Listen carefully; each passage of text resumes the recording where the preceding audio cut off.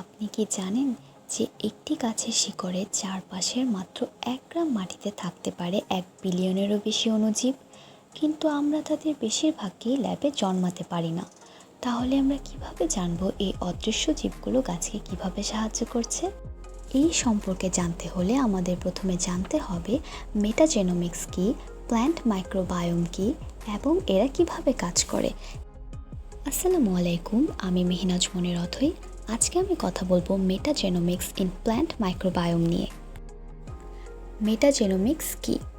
Metagenomics হলো এমন একটি প্রযুক্তি যেখানে কোনো জীবকে আলাদা না করেই পরিবেশ থেকে সরাসরি সব অণুজীবের ডিএনএ বের করে বিশ্লেষণ করা হয়।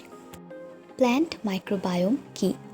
গাছের ভেতরে, পাতার উপর ও শিকড়ের চারপাশে অনেক অণুজীব থাকে, আর এদেরকেই বলে প্ল্যান্ট মাইক্রোবায়োম। এই অণুজীবগুলো গাছের পুষ্টি গ্রহণ, রোগ প্রতিরোধ ও বৃদ্ধিতে গুরুত্বপূর্ণ ভূমিকা পালন করে। কিন্তু এই অণুজীবদের আমরা কিভাবে চিনব? আর এখানেই চলে আসে মেটাজেনোমিক্স। যেহেতু আমরা অনেক অণুজীবকে ল্যাবে আলাদা আলাদা করে জন্মাতে পারি না, তাই মেটাজেনোমিক্স ব্যবহার করে প্ল্যান্ট মাইক্রোবায়োমের অদৃশ্য জীব সমষ্টিকে খুব সহজেই দেখতে ও বুঝতে পারি। এর মাধ্যমে আমরা জানতে পারবো কোন অণুজীবটি গাছের জন্য উপকারী, কোনটি ক্ষতিকর, আর তারা কী ধরনের কাজ করছে।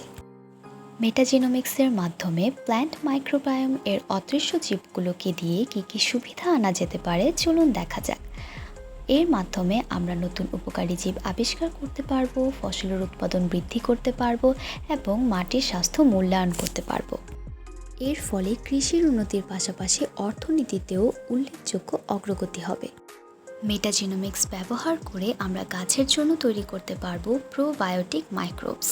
তাই বলা যেতেই পারে এটি শুধু বিজ্ঞান নয়, এটি হচ্ছে সবুজ প্রযুক্তির নতুন দিগন্ত। আজকে এই পর্যন্তই। সবাইকে অসংখ্য ধন্যবাদ।